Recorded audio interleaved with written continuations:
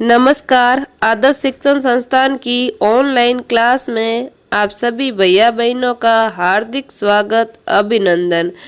आज हम कक्षा षष्ठी विषय सामाजिक अध्ययन भाग भूगोल का अध्याय 2 ग्लोब अक्षांश एवं देशांतर इस अध्याय को आगे बढ़ाते हैं। जैसे कि पिछले वीडियो में हमने ग्लोब के बारे में जाना, अब हम अक्षांश रेखा और देशांतर रेखाओं के बारे में जानेंगे।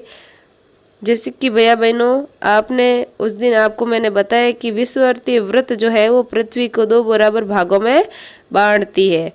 जो पृथ्वी के उत्तर में स्थित आधे भाग को तो हम उत्तरी गोलार्ध कहते हैं और दक्षिण में स्थित आधे भाग को हम दक्षिणी गोलार्ध कहते हैं। ये दोनों बराबर के आधे भाग होते हैं। इस प्रकार विषुववर्तीय वृत्त पृथ्वी पर एक काल्पनिक वृत्त बनाती है और यह अब पृथ्वी पर विभिन्न स्थानों की स्थिति बताने का सबसे महत्वपूर्ण संदर्भ बिंदु है। और विषुववर्तीय वृत्त से ध्रुवों तक स्थिति सभी समांतर वृत्त को अक्षांश रेखाएं कहा जाता है। और अक्षांश को हम अंश में मापते हैं। अक्षांश को किस में मापा जाता है भैया बहनों? अंश में मापा जाता है। विषुववर्तीय वृत्त शून्य अक्षांश को दर्शाती है, यानी विषुववर्तीय वृत्त जो है वो शून्य अक्षांश या शून्य अंश कहते हैं, शून्य अंश अक्षांश को दर्शाती है। और विषुववर्तीय वृत्त से दोनों ध्रुवों के बीच की दूरी पृथ्वी के चारों ओर वृत्त का 1/4 भाग है। अतः इसका माप होगा 360 अंश यानी 1/4 यानी कि 90 अंश। इस प्रकार 90 अंश उत्तरी अक्षांश और उत्तरी ध्रुव को दर्शाता है, 90 अंश दक्षिणी अक्षांश दक्षिणी ध्रुव को दर्शाता है। इस प्रकार विषुववर्तीय वृत्त के उत्तर की सभी समांतर रेखाओं को उत्तरी अक्षांश कहा जाता है। विषुववर्तीय वृत्त के दक्षिण में स्थित सभी समांतर रेखाओं को हम क्या कहते हैं? दक्षिणी अक्षांश कहते हैं। जैसे कि भैया बहनों, मैंने मानचित्र में आपको उस दिन बताया था, फिर वापस बता देती हूँ। जैसे कि ये 0 डिग्री अक्षांश, इसको कहते हैं विषुववर्तीय वृत्त। ये 0 अंश अक्षांश, इसके उत्तर में भी 1 डिग्री 2 डिग्री 3 डिग्री 4 डिग्री इस तरीके से 90 डिग्री उत्तर में और 90 डिग्री भी दक्षिण में। इन उत्तर वाले को हम कहते हैं उत्तरी अंश या उत्तरी ध्रुव और दक्षिण वाले को कहते हैं हम दक्षिणी अंश या दक्षिणी ध्रुव।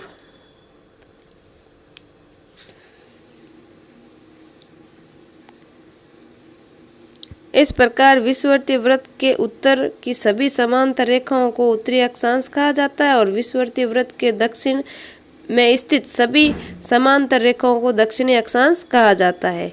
इसीलिए प्रत्येक अंश के मान के साथ में उसकी दिशा यानी कि उत्तर या दक्षिण भी लिखा जाता है। इसीलिए प्रत्येक अक्षांश के मान के साथ उसकी दिशा यानी कि उत्तर या दक्षिण को लिखा जाता है।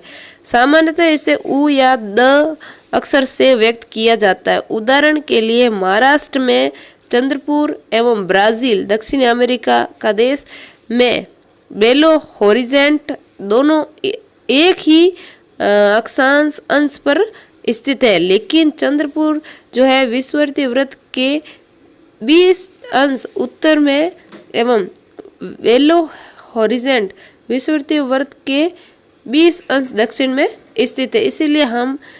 इसीलिए हम कहते हैं कि चंद्रपुर 20 डिग्री उत्तरी अक्षांश पर तथा बेलो होरिजेंट 20 डिग्री दक्षिणी अक्षांश पर स्थित है।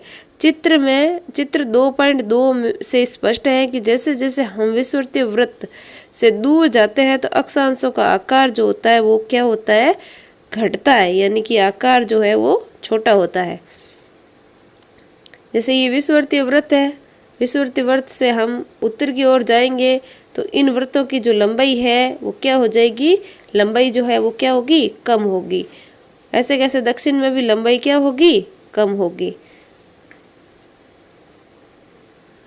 अब आगे महत्वपूर्ण अक्षांश रेखाएं, समांतर रेखाओं के बारे में जानते हैं। जैसे कि विषुवतीय वृत्त 0 डिग्री उत्तरी ध्रुव 90 डिग्री उत्तरी अक्षांश और दक्षिणी ध्रुव 90 डिग्री दक्षिणी अक्षांश के अतिरिक्त 4 महत्वपूर्ण अक्षांश समांतर रेखा और भी हैं, जिसके बारे में जानते हैं।